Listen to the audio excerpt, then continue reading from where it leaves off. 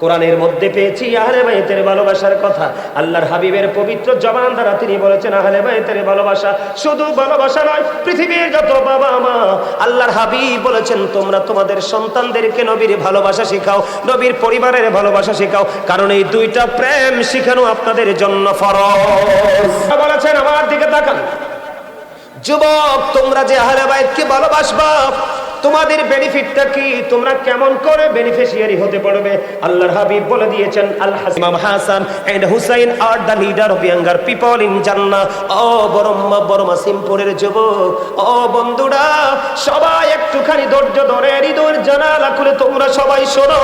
আপনার আমার প্রাণের নবী জানিয়ে দিয়েছে, আল্লাহর হাবিব বলে দিয়েছেন আহলে বাইতকে ভালোবেসে যাও। আহলে বাইতের অন্যতম সদস্য হলো ইমাম হাসান হুসাইন, দুই ভাই, এই দুজনকে ভালোবাসো। আল্লাহ রাসূল বলেছেন এই দুইজন তোমাদের জান্নাতে লিডার হবে। আপনারা জীবনে নেতা চান কিনা? নেতাকে ভালোবাসতে চান কিনা? পৃথিবীর সকল নেতার চাইতে উত্তম নেতা হলো আমার রাসূলের কলিজার টুকরা ইমাম হাসান হুসাইন, দুই ভাই। আমায় এই কর্নারে আমি দেখেছি এখানে প্রজেক্টর দেওয়া আছে বন্ধু, আমার মা বোনেরা শুধু ঢুকতেছে বন্ধু প্যান্ডেলের ভিতরে।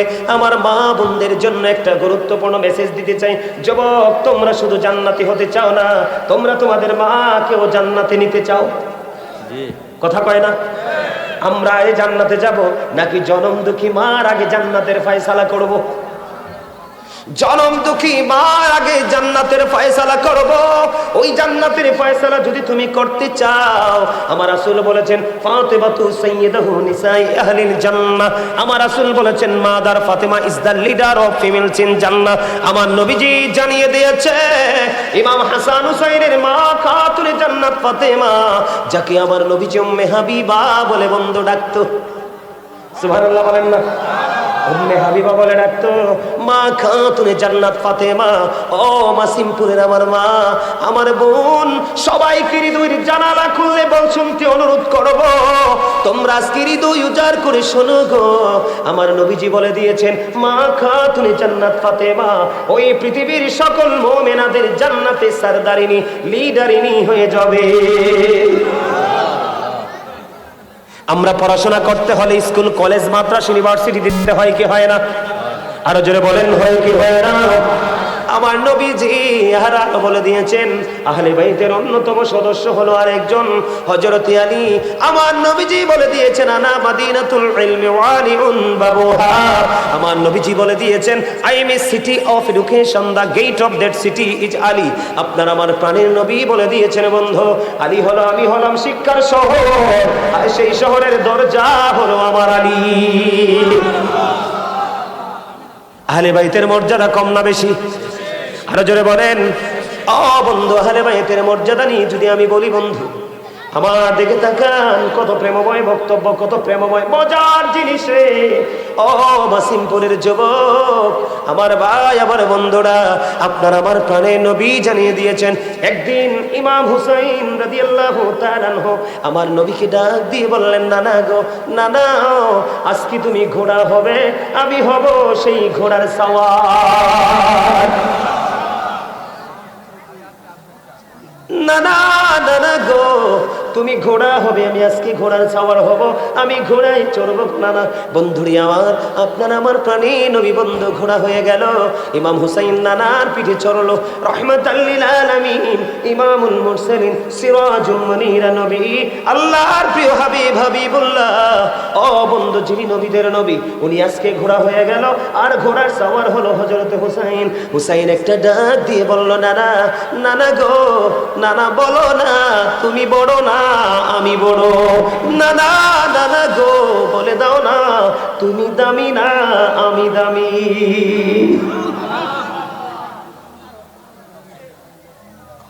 এবার বন্ধু, আপনার আমার প্রাণের নবী, কলিজার টুকরা নবী, হৃদয়ের স্পন্দন নবী, নবী মুমিনের জানের চাইতে আরো নিকটে। আন-নাবিয়্যু আওলা বিল মুমিনিনা মিন আনফুসিহিম। ও বন্ধু, নবী মুমিনের জানের চাইতেও আরো কাছে, নবী মুমিনের আত্মার চাইতেও আরো কাছে। এবার আমার নবীকে প্রশ্ন করলো, নানা গো, নানা বলো না তুমি দামি না আমি দামি। নানা, নানা গো, বলে দাও না তুমি বড় না আমি বড়। আমার নবী যে একটা ডাক দিয়ে বললেন, নানা না, আমি বলবো না, তুমি বলে দাও। না না গো, আমি যদি বলি আমি বলবো আমি তোমার চাইতে দামি। আমার নবীজি আশ্চর্য হয়ে গেলেন। আমার নবীজি বন্ধু ইমাম হুসাইনের বিচক্ষণতা দেখে তিনি আশ্চর্য হয়ে গেলেন। নানা গো, তুমি কেমন করে আমার চাইতেও দামি? এবার ইমাম হুসাইন একটা ডাক দিয়ে বলল, নানা, আমার নানা রাহমাতুল লিল আলামিন, তোমার নানা তো আমার নানার মতো না। এবার ইমাম হুসাইন একটা ডাক দিয়ে বললেন, নানা গো, এই দিক দিয়েও আমি তোমার চাইতে দামি। ও নানা, আমার মা খাতুন জান্নাত ফাতেমা সকল মুমিনাদের সরদারিনী হবে জান্নাতে। ওই কঠিন দিনে তাদের লিডারিনী হয়ে যাবে। নানা গো, আমার মা জান্নাতের সরদারিনী, তোমার মা তো আমার মায়ের মতো না।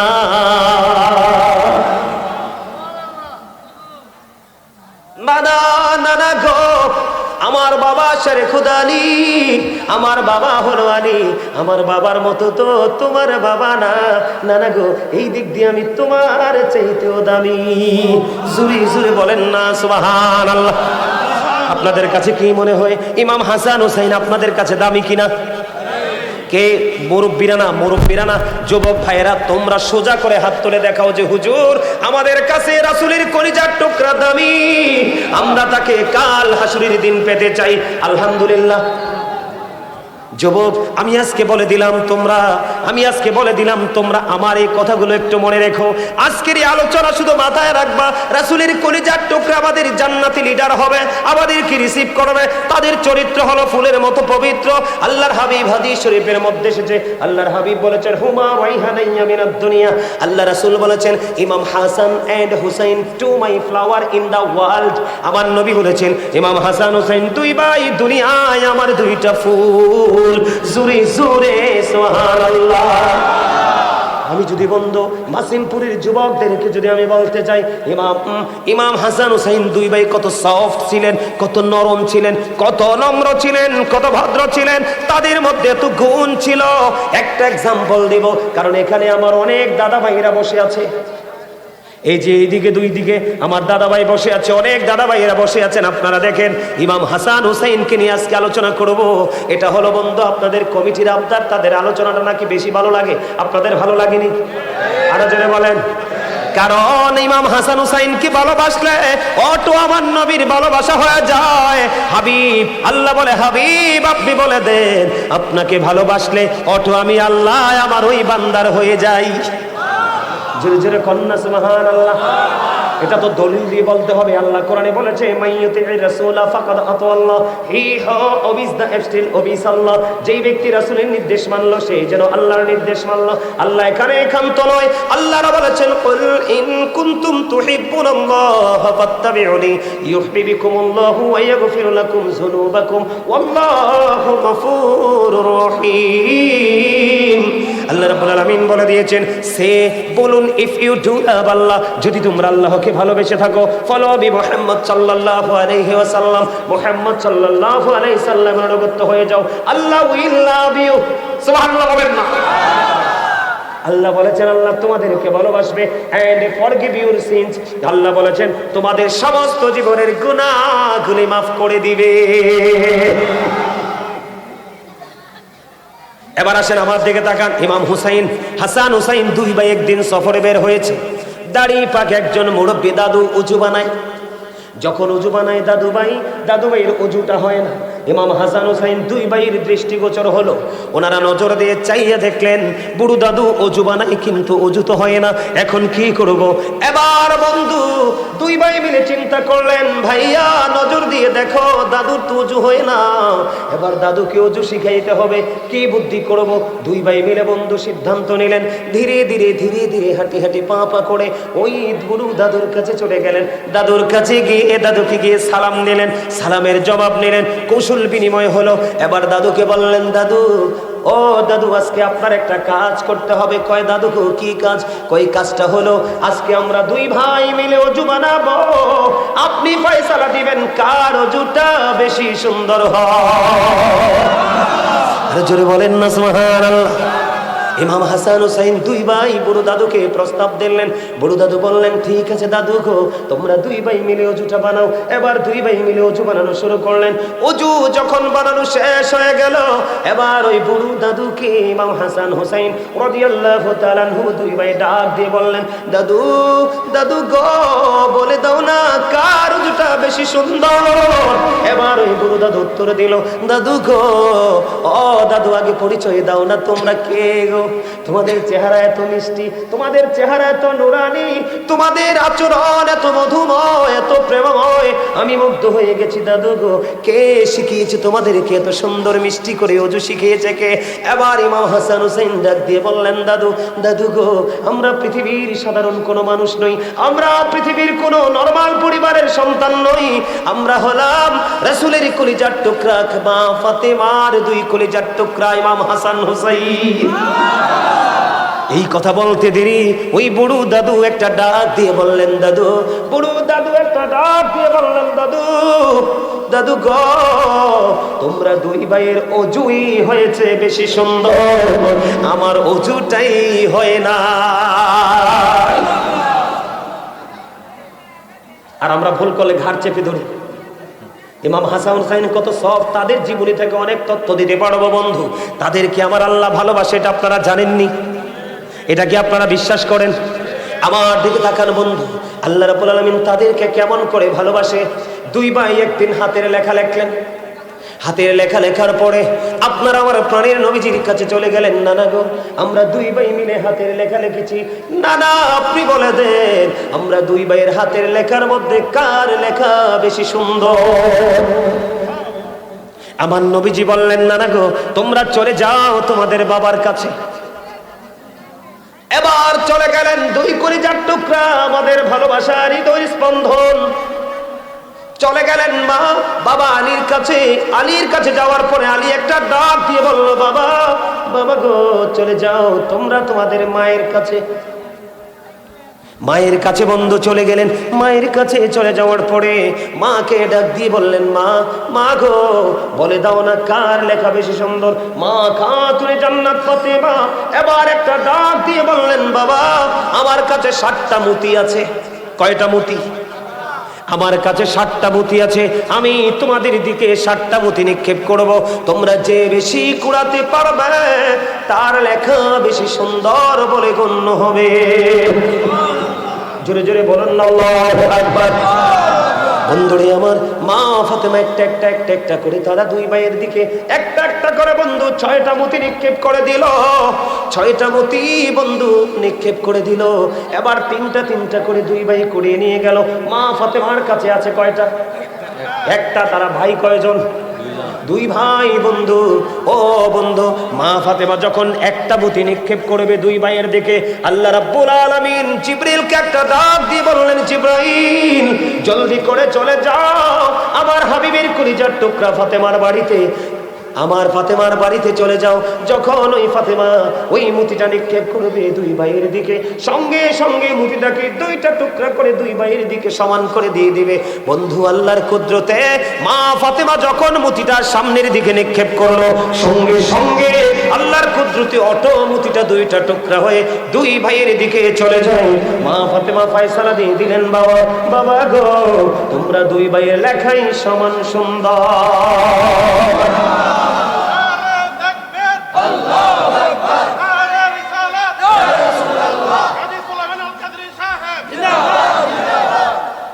আপনারা কি দুর্বল হয়ে পড়ছেন?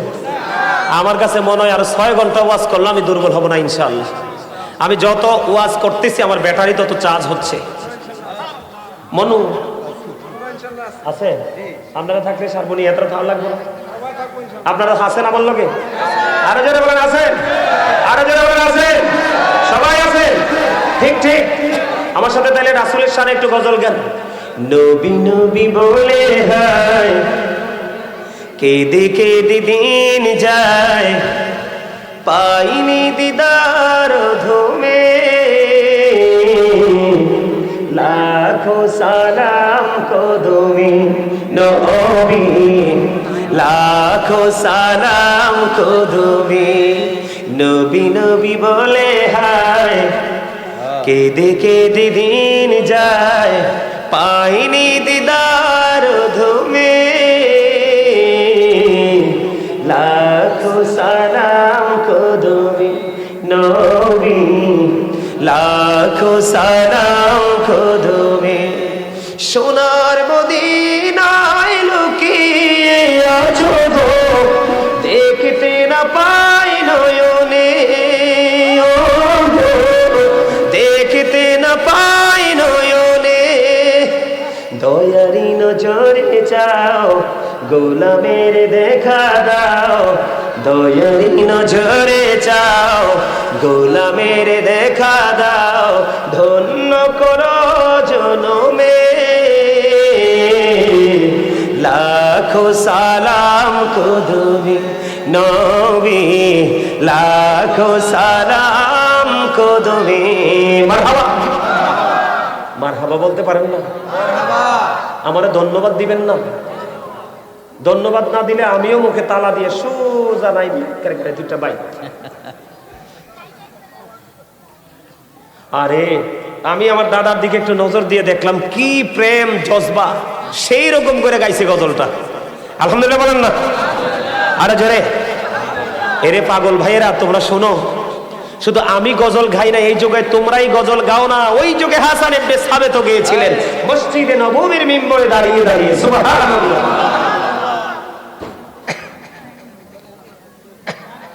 এই কথা নাই কথা বলা যাবে না আমি আস্তে আস্তে গভীরের দিকে ঢুকতেছি আলহামদুলিল্লাহ বলেন আরো জোরে বন্ধুরে আমার ফাইসালা হলো লেখার ক্ষেত্রেও সমান ওযু করেছে ওযু সমান হয়ে গেল সুন্দর কেউ বেশিও না কেউ কমও না বন্ধু এতে বোঝা যায় আমার মাওলা তাদের দুই ভাইকে বেশি ভালোবাসে আমি যদি আপনাদেরকে আরো বেশি মজার খবর দেই বন্ধু আমরা আমাদের নামাজের মধ্যে কতটা অ্যালার্ট থাকতে হয় কতটা সচেতন থাকতে হয় আমার নবীজি একদিন নামাজের মধ্যে সেজদায় চলে গেল সেজদা দেওয়ার পরে ইমাম হুসাইন এবার আমার নবীজির কাঁধ মোবারকে মুসল্লিরা আশ্চর্য হয়ে গেল কেন গো আমার নবী এত লম্বা সময় ধরে সেজদায় পড়ে আছে বন্ধু কারণ হলো ওই আল্লাহর বর্ণিত যে জান্নাতের সরদার আল্লাহর প্রিয় হাবিবের আওলাদ আহলে বাইত ইমাম হুসাইন আমার নবীজির কাঁধ মোবারকে উঠে বসে আছে যখন আমার নবীজি নামাজ শেষ করে ফেললো নামাজ শেষ করার পরে যখন প্রশ্ন করা হলো ইয়া রাসূলুল্লাহ এত দেরি হওয়ার কারণ কি গো আমার নবী বলে দিয়েছেন ইমাম হুসাইন যখন আমি সিজদায় চলে গেলাম ইমাম হুসাইন আমার কাঁধের মধ্যে উঠে বসেছে তারা যদি ইচ্ছে করে না নামে রে তাদেরকে ধাক্কা দিয়ে নামিয়ে দেওয়ার কোনো ইখতিয়ার না আর আপনার আমার সামনে যদি কেউ নামাজের সামনে দিয়ে দৌড় দেয় কি করে কথা বলেন না কেন আমাদের সামনে দিয়ে যদি কেউ বন্ধু হাদিস শরীফের মধ্যে এসেছে আল্লাহর হাবিব বলে দিয়েছেন বন্ধু 40 পর্যন্ত দাঁড়াই থাকো তারপরেও নামাজ চলাকালীন নামাজের সামনে দিয়ে যাইও না কত পর্যন্ত 40 বলতে এখানে বন্ধু সংখ্যা আছে 3টা হাদিস শরীফের মধ্যে এসেছে হাদিসের রাবী বলেছেন আমার সঠিক মনে নাই আমার নবী কি 40 দিনের কথা বলেছেন নাকি 40 মাসের কথা বলেছে নাকি 40 বছরের কথা বলেছে নাকি 40 দিনের কথা বলেছে বন্ধু বন্ধু প্রয়োজনে 40 বছর দাঁড়াই থাকো তারপরেও নামাজের সামনে দিয়ে যাওয়া যাবে না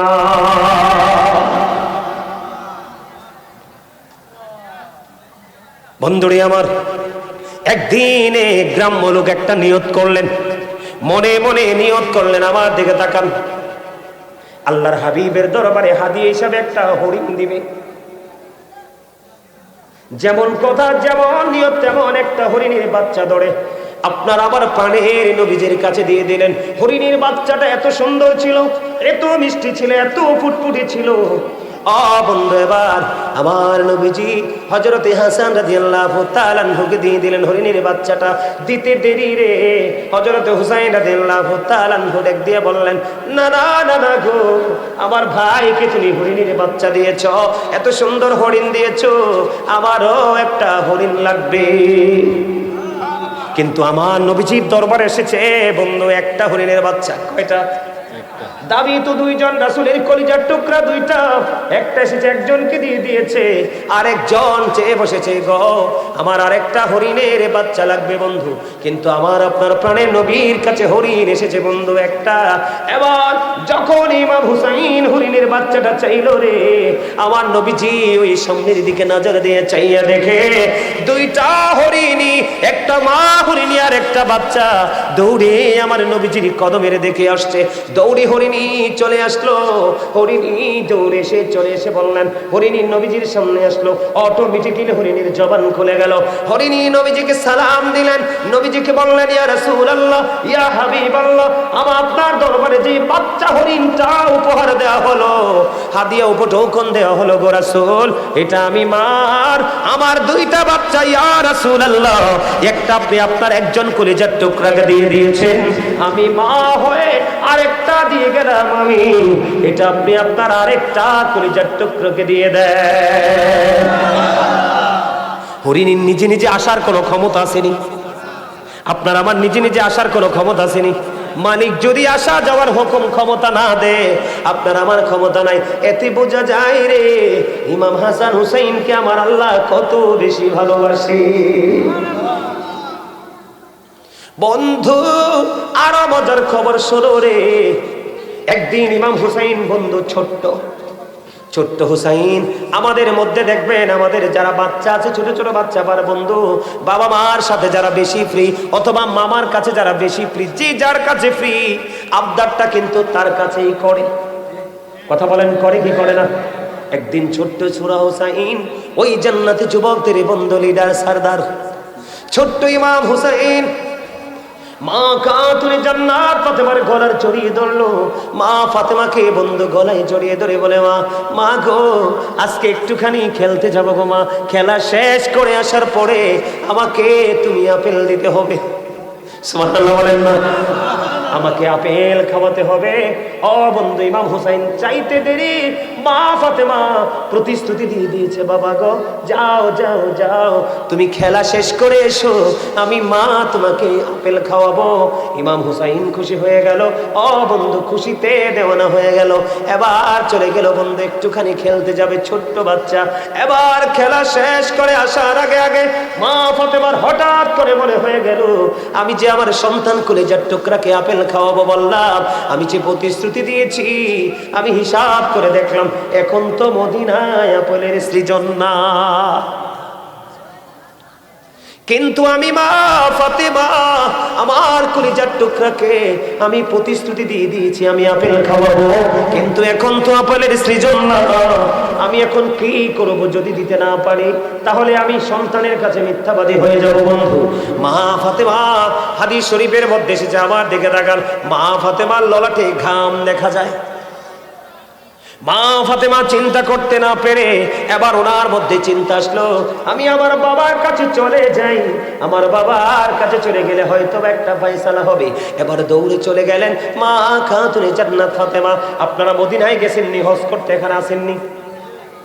এখানে আপনি আছেন, আপনি গেছেন উমরাতে গেছেন, আর উমরাতে গেলেও দেখবেন নবীজির রওজা থেকে মা ফাতেমার ঘর কিন্তু বেশি দূরে না। আমি বন্ধু প্রাণ উজাড় করে দেখেছি মা ফাতেমার নয়ন, মা ফাতেমার ঘর বন্ধু নয়ন করে তাকিয়েছিলাম, কি যে মায়া লাগে রে, প্রেম না করলে কখনোই বোঝা যাবে না। ও বন্ধু আমার দিকে তাকান, আল্লাহর হাবিবের কন্যা উম্মে হাবিবা, মামার নবী তাকে উম্মে হাবিবা বলে ডাকতেন ভালোবেসে।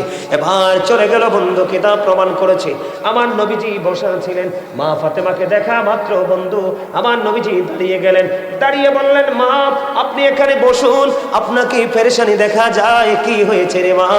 এবার ইমাম হুসাইন, এবার মা ফাতেমা একটা ডাক দিয়ে বলল, বাবা গো বাবা।